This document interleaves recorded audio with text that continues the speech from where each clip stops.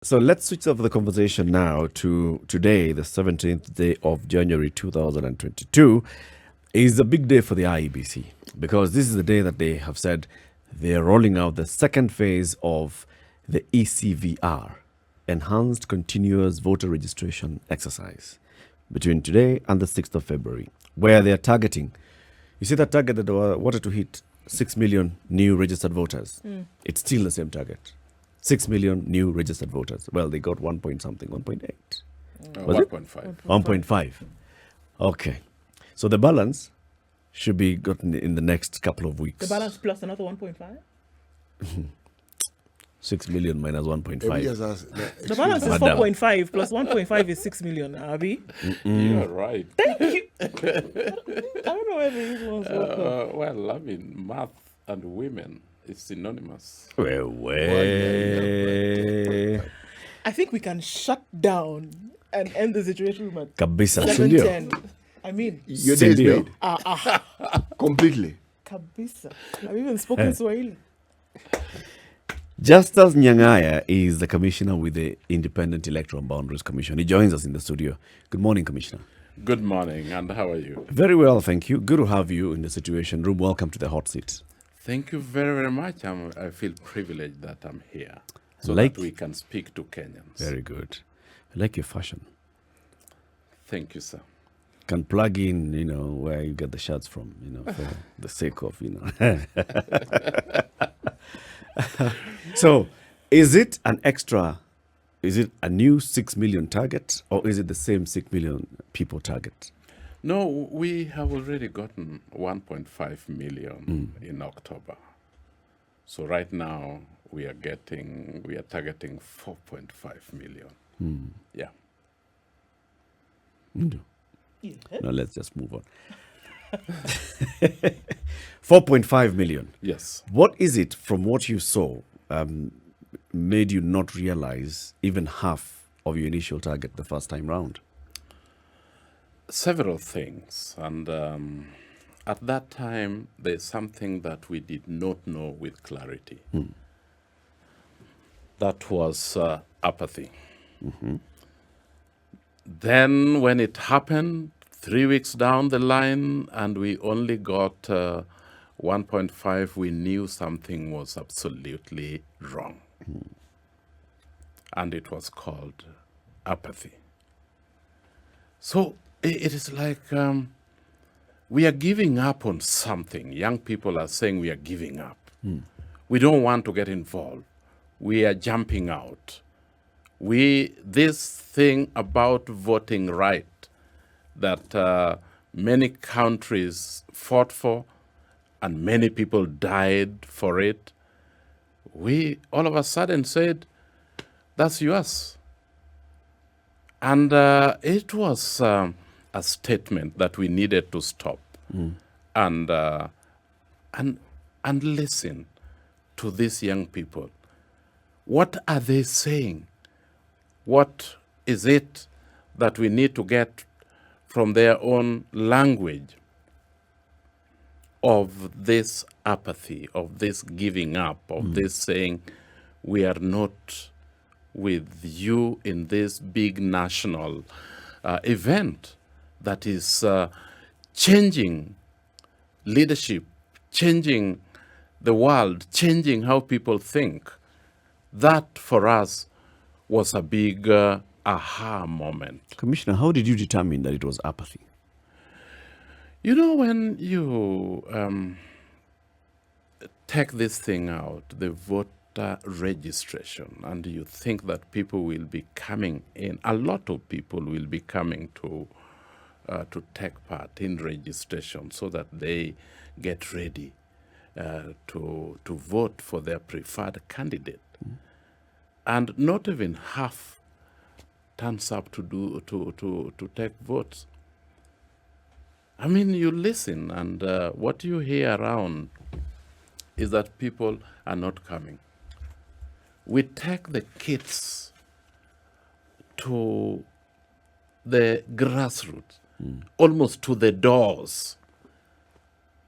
And the whole day, the registration kit only 2 or 3 or 4 people turn up and say, we want to register. And you thought that a lot of people were going to register, 6 million. And then 1.5 turns up.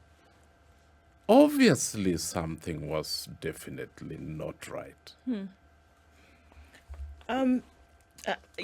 You're saying, Commissioner, that by them not turning up, obviously they were saying something. People across board are saying something. Do you think then it required going to them where they are, as has been done in the past, to find out, number one, what the issue is, and then to get them on board? Because there's clearly an issue here. And there could be very many reasons. One of the things that we know, for example, that in order for you to register, you must have an identification card. Are we seeing that there are a lot who do not have? Or are we seeing that there are those who just don't understand because it is a responsibility that you should be part of this process? There must be very many reasons that chalk up to then the non-appearance of people to register. What were some of the definite things that you can point to and say, okay, people wanted to come, but they didn't have IDs. People just don't understand that it's a duty or responsibility, or people are just not interested. And what are the reasons why they're not interested? Historical problems, past experience. What could it be? I think one of the biggest challenges that we faced was the slow turnaround of ID registration. You register as you want to have your ID, you are 18. You will probably get it when you are 19 or 20. It does not take 2 months. It can even take up to 1 year. Then you live without ID for 1 year and you realize that, do I really need this thing right now? And you realize that it came in an area around you. You don't know whether it is with the police or with the chief or with the county commissioner. You don't know. Nobody's telling you where this thing is. Then suddenly you realize that, oh yes, they came, but because I am in Nyandarua, they were taken to Nakuru. How do I go to Nakuru? In which office do I get this thing from? It came, but I'm in Homa Bay.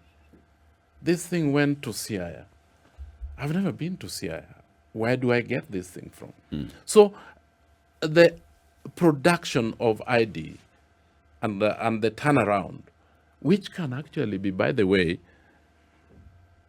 4 or 5 days, and you have an ID. And this thing is taking 4 months, 6 months, 1 year. Why? I'm sorry, but I have to jump in because it's something to me fundamental, basic issue that we should not even have to be talking about.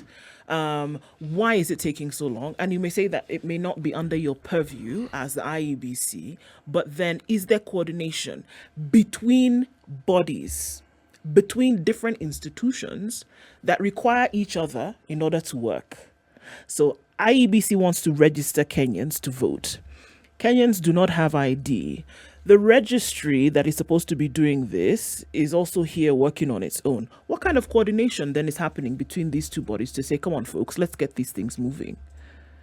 This thing is something that we have been doing in the past. Until last year in October, when we realized that actually, because young people are not accessing, but by the way, that is just one of them, all right? It's not accessing ID. What else can we do? That is the realization that we came to after October. And we visited the department that is dealing with the registration of persons. And we sat down with them and they said, this is a big problem, especially in Nyanza, in Western, and in some places. Why is this happening? We had a frank conversation around that. And they said, you know what?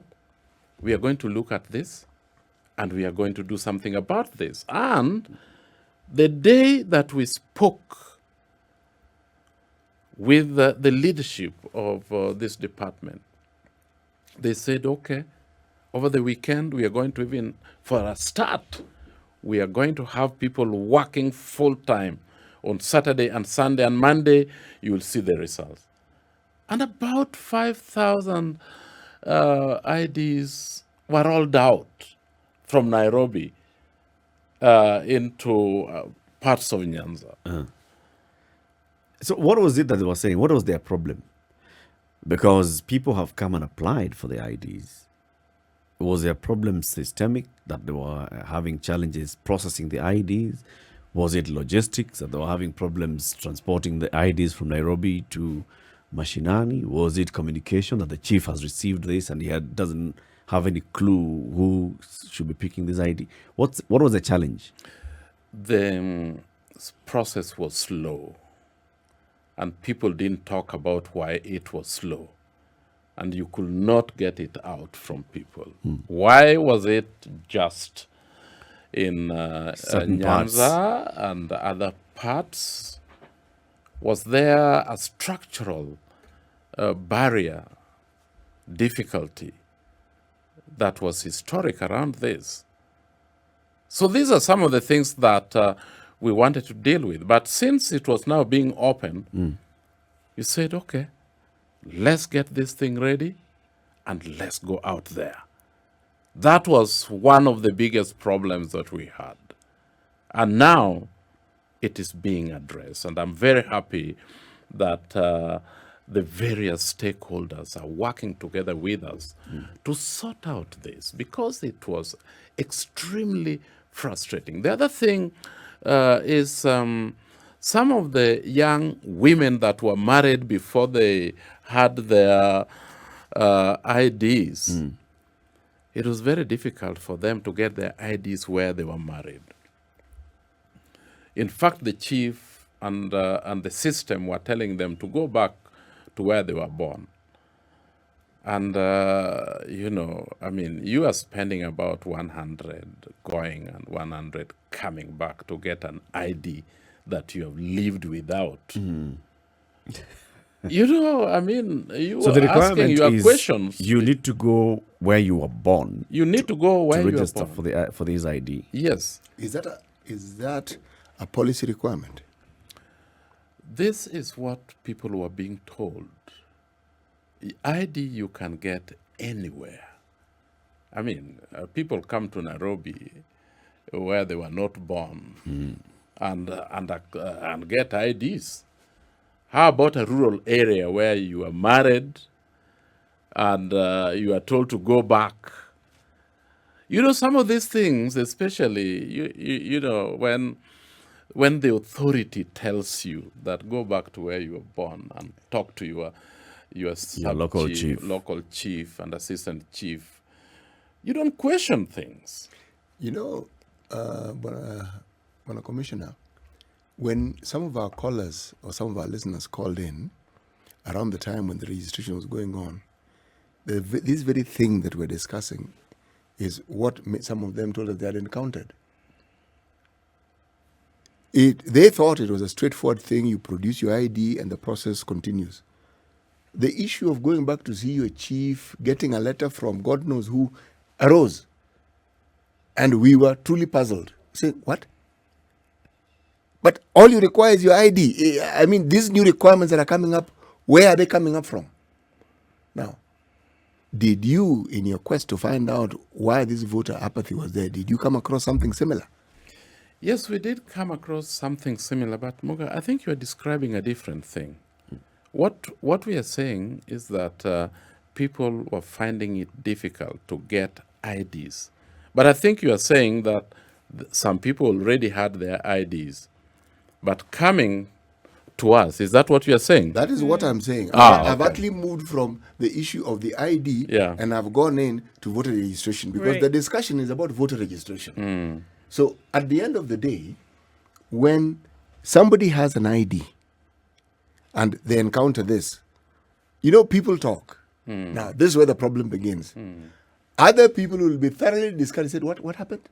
Somebody else goes, they say, forget about it. And suddenly you have a situation where people are reluctant to go because they envision a situation where they're going to be asked all those many questions. Okay?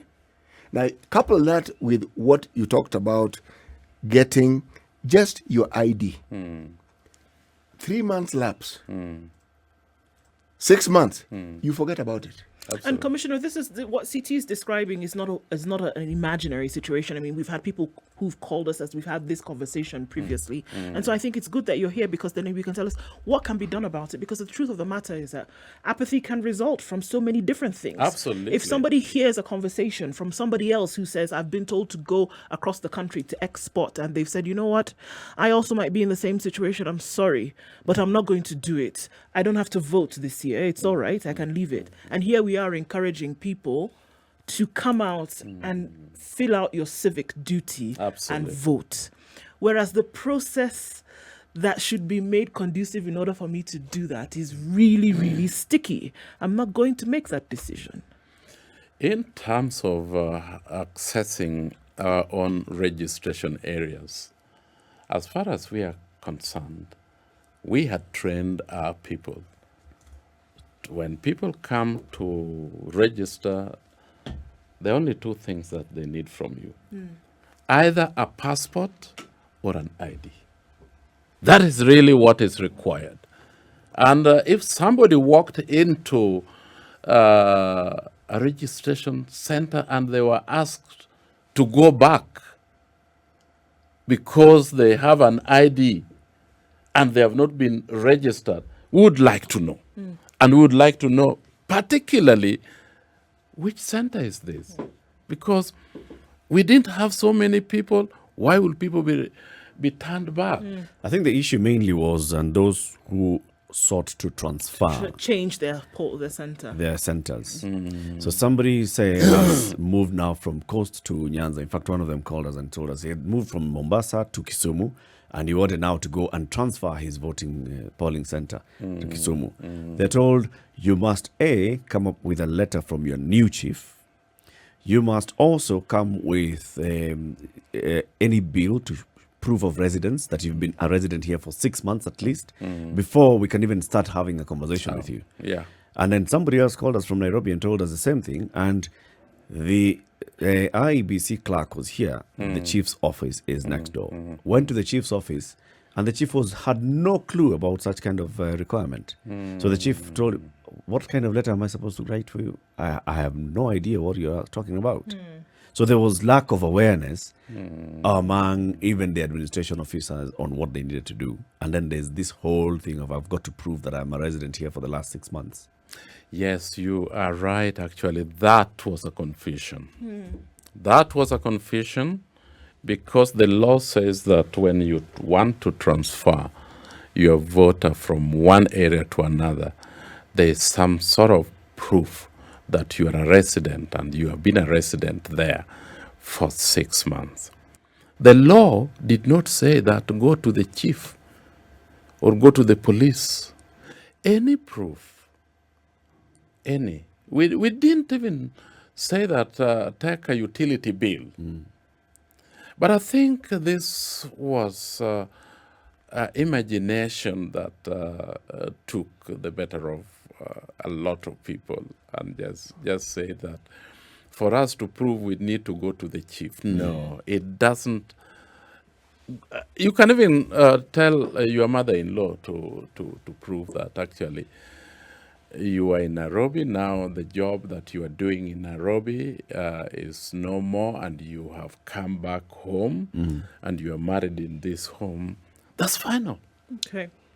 So you're looking at 4.5 million. With this foundation that we've talked about now, Commissioner, how are you going? What strategy have you deployed this time to ensure that you can actually get the 4.5 million that you did not capture the first time? Yes. When we started in October, we had a target. We didn't realize it. This time, we also have a target of 4.5 million. And we do know, because we have spoken with the department dealing with registration of persons, They said that they have already given IDs that are out there are about 4.5 million.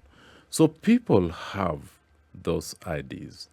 And now that I'm here and you guys are also our stakeholders, letting people know that we have started this civic duty today of voter registration, the information is out there.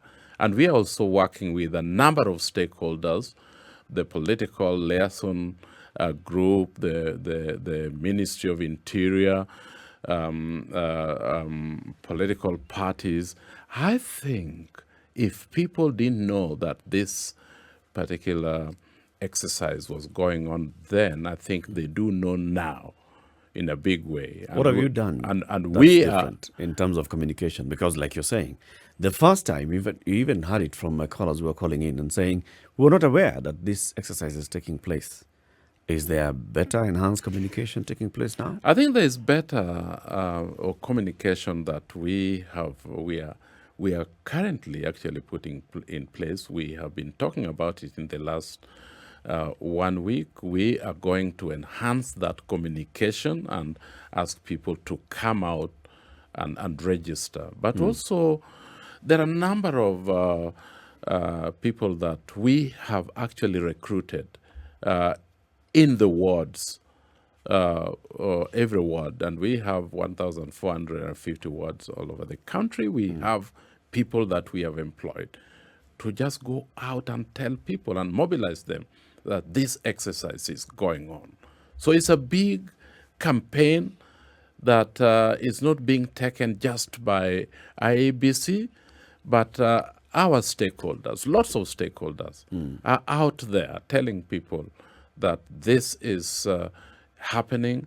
Please go out and take your vote and make a decision on the 9th of October 2022. This, for us, is important that people listen and act. So what is ready out there is 4.5 million IDs. That is the primary document for registration.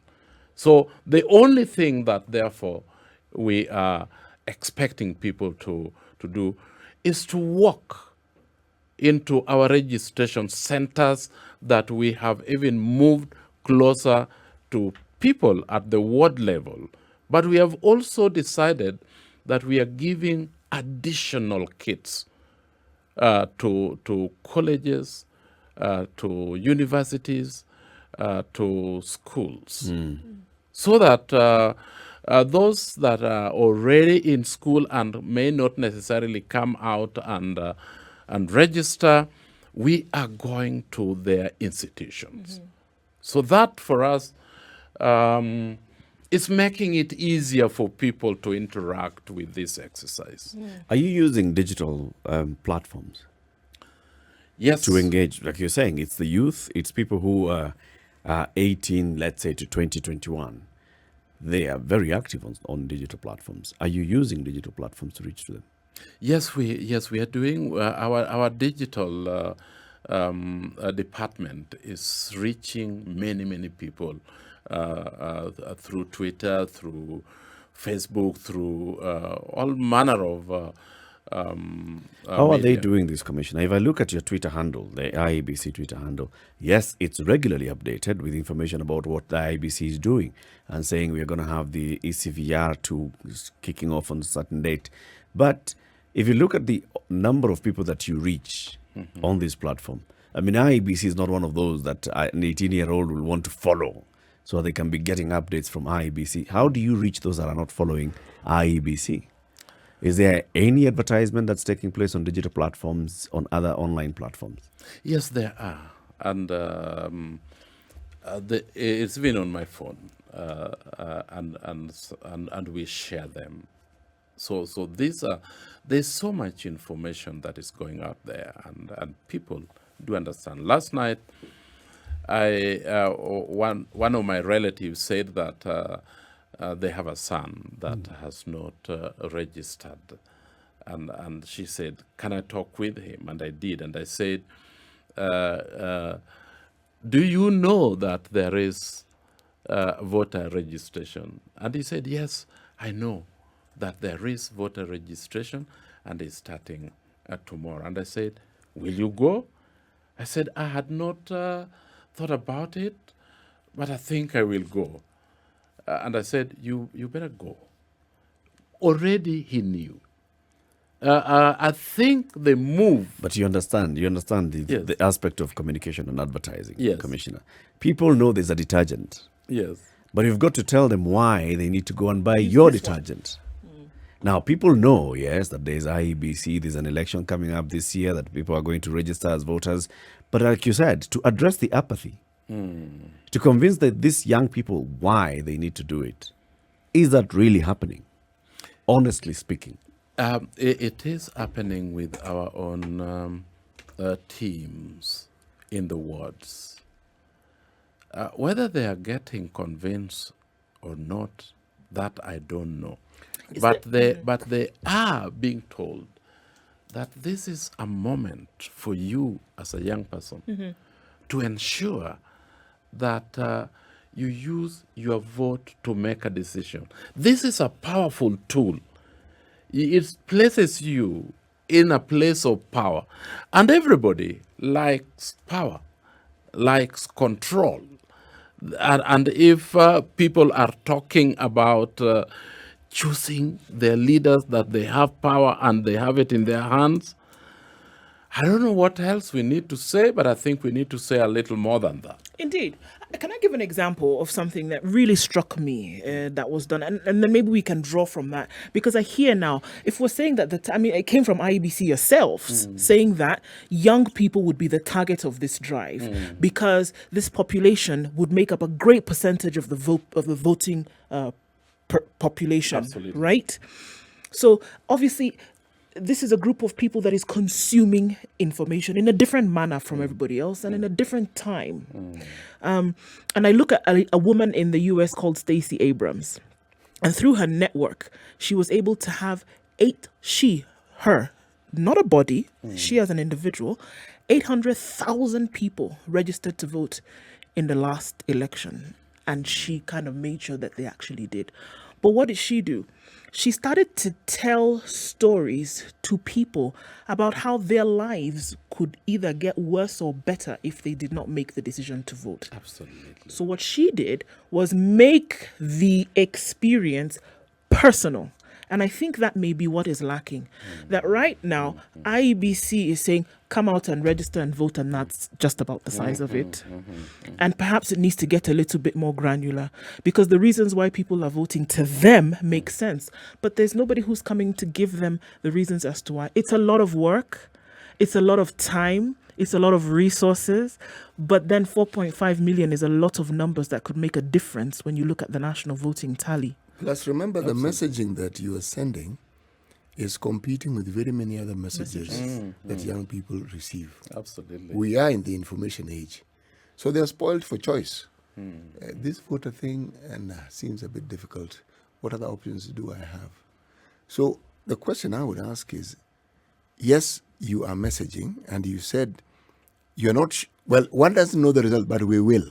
Yeah. The success of your messaging is going to begin today. Absolutely. We will you will start to know now. What I want to ask is, as the information comes in and as you can see the numbers either trickling in or not, what mechanisms do you have to rapidly respond to the feedback you're getting from this process? You know, you're right.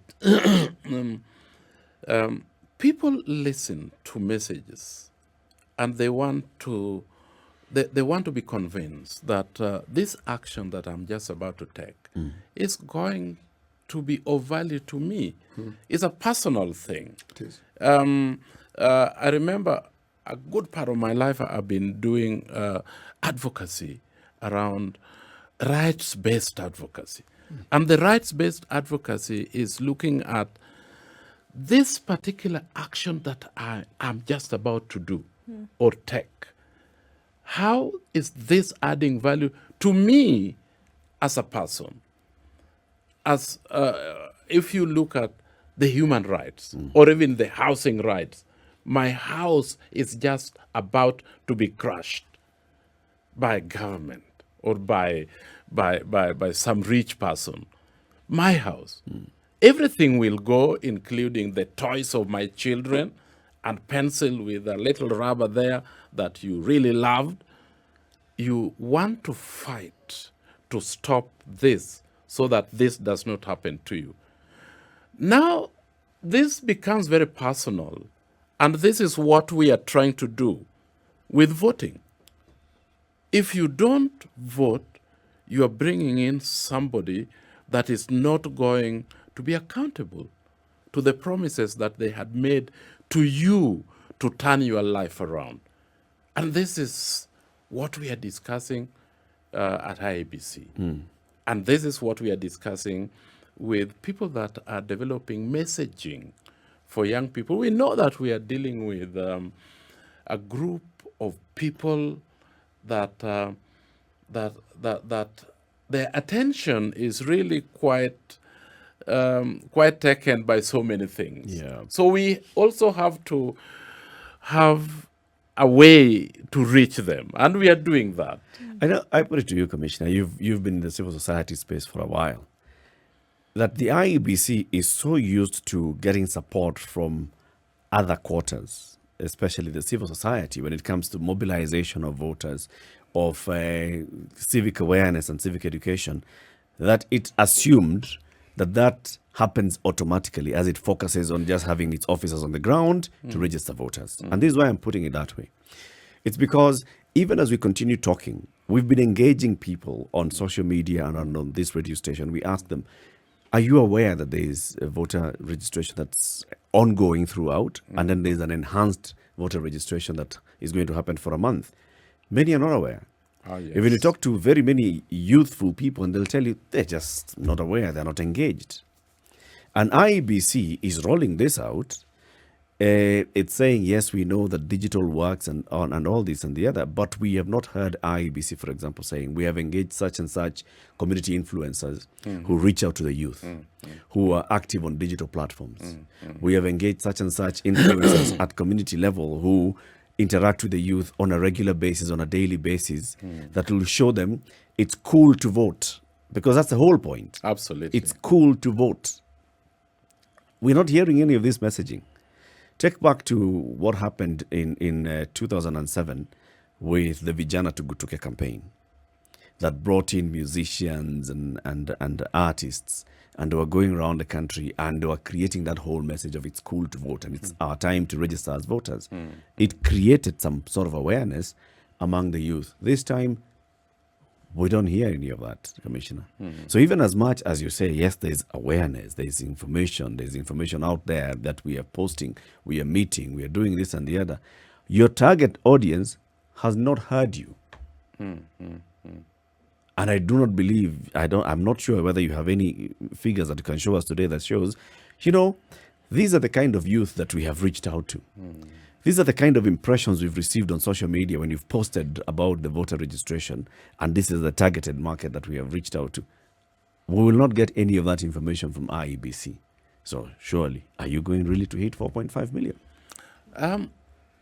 You're right, Eric. There are certain things that we have not done very well. And when you are saying that not very many people know about continuous voter registration, you're right.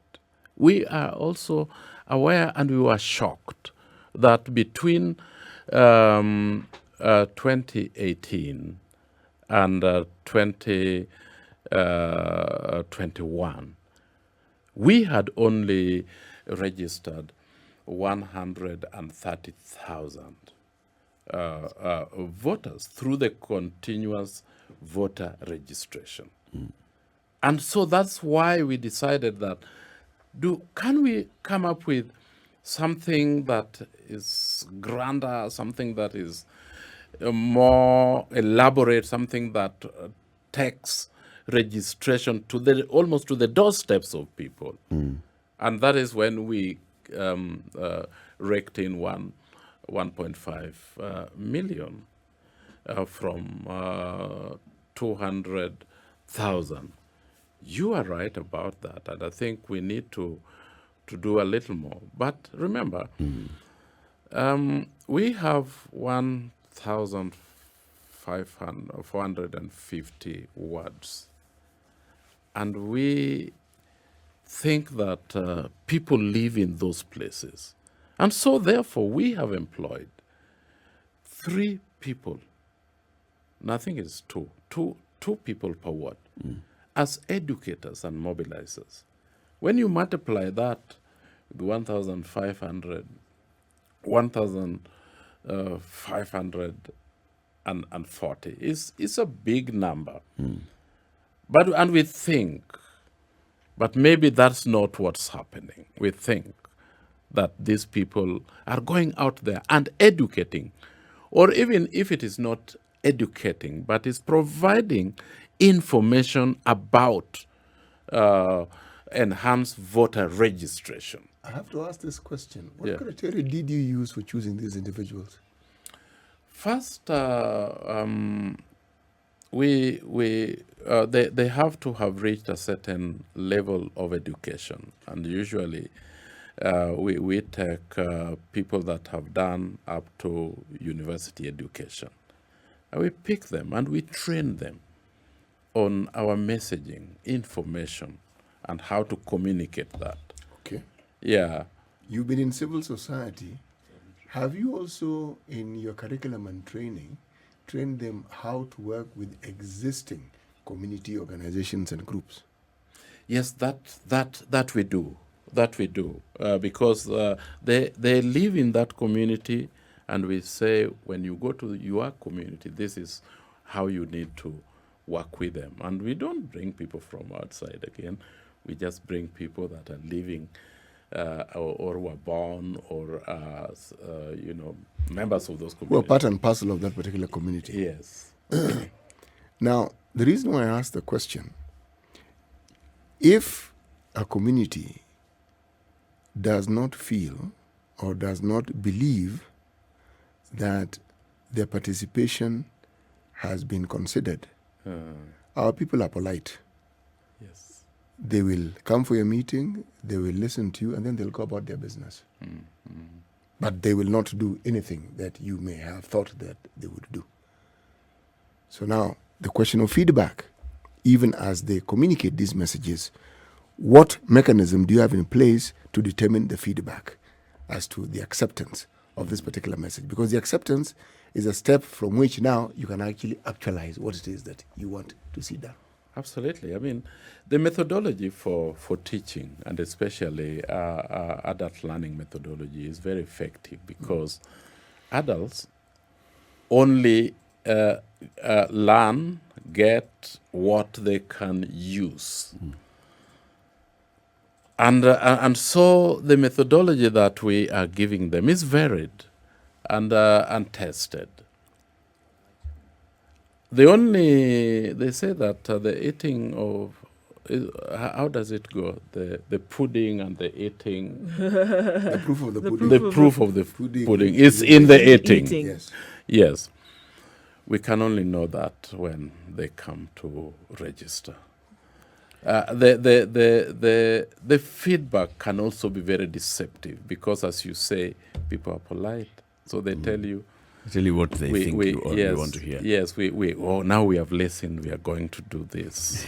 But again, it is a very dicey thing that you don't know exactly if people are going to, they have listened, they have heard, but are they going to follow up? And so this is something that we also discuss with our people. Follow them up. If you cannot reach them properly, who is it that can reach them? Is it the chiefs?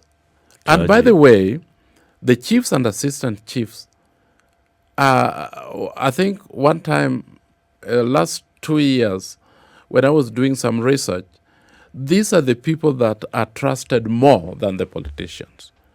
So reach these stakeholders that are more trusted to convey your communication. You cannot do this alone. And I think this is where we are. We are trying all manner of people, stakeholders, and see who is it that that can add value and create impact in the work that we are doing. This matter that we're discussing, Bwana Commissioner, is this something the IEBC has done before? This employing 2 people per ward throughout the country. Is this something they've done before? Yes, they have. Yes, which means they already have data from which they can derive the possibility of success or failure. But do you know, in the previous elections, they had been using this, and it has been very successful. Because Yeah. of the partnering that Eric mentioned. Because Yes. it hasn't just been IEBC. No. It's not just IBC. Because no. of others playing It's a also role. others as Yes, and others played a big role. But also significantly, remember, every election that we've had in this country is unique in its own way. well. Absolutely, I agree with you. Yes. Yeah. So this particular one Yes. is not like the one No, before this is very 2017. unique. This is very unique. Yes, Yes. because of what it presents. Yes.